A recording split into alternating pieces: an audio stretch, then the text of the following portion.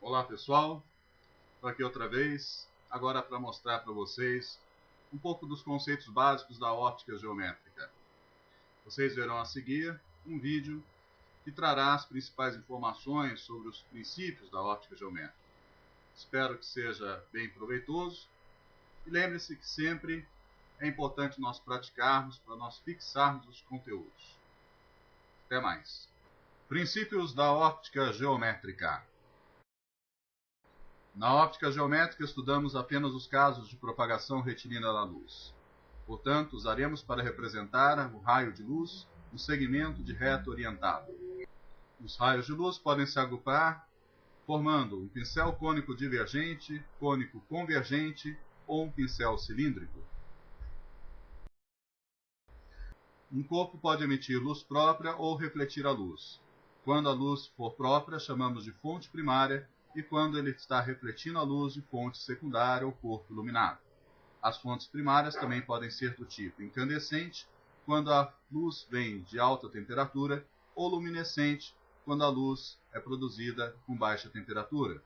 As luminescentes também podem ser classificadas de fluorescentes, quando o efeito elétrico é o produtor da luz, ou luminescentes, quando é o efeito químico responsável pela produção da luz. Chamamos de meios transparentes aquele pelos quais a luz pode se propagar regularmente, por exemplo, a água em pequenas porções, o ar ou um vidro comum.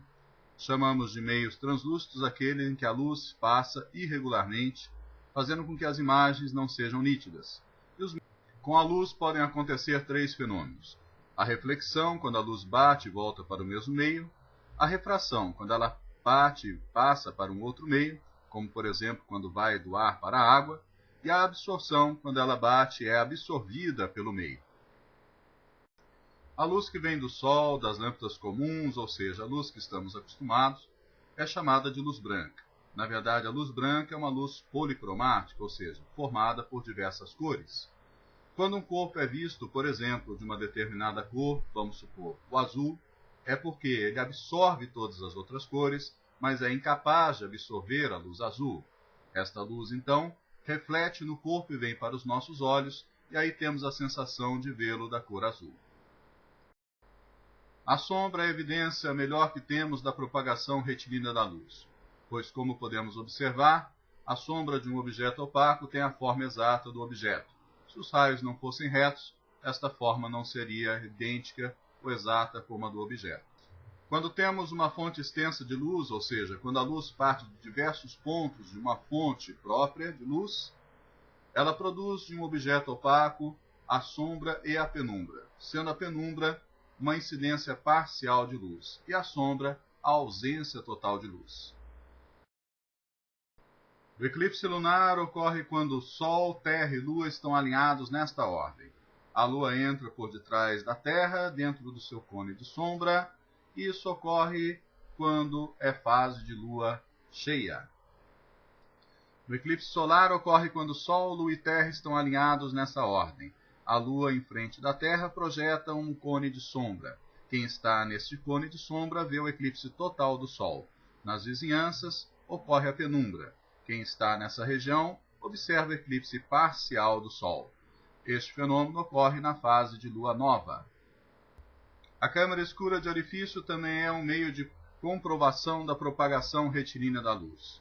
Uma caixa opaca com um furinho na frente e um anteparo atrás, que pode ser um papel de seda, um papel vegetal. A luz vem do objeto e, ao passar pelo furinho, os raios se cruzam, formando no anteparo uma imagem invertida.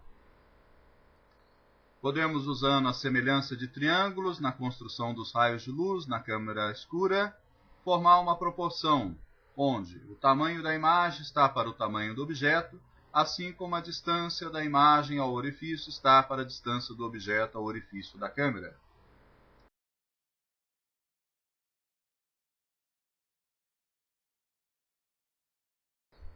Definimos como objeto o ponto na direção dos raios que incidem no sistema óptico.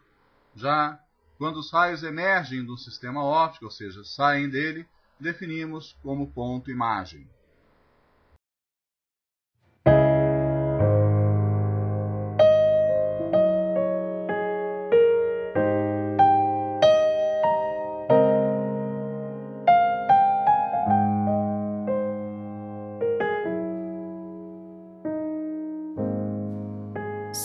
the storm set in your eyes, see the thorn twist in your side.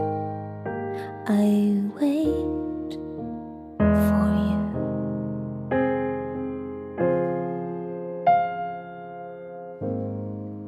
Sleight of hand and twist of fate, on a bed of nails she makes me wait, and I wait without you, with or without you, with or without you.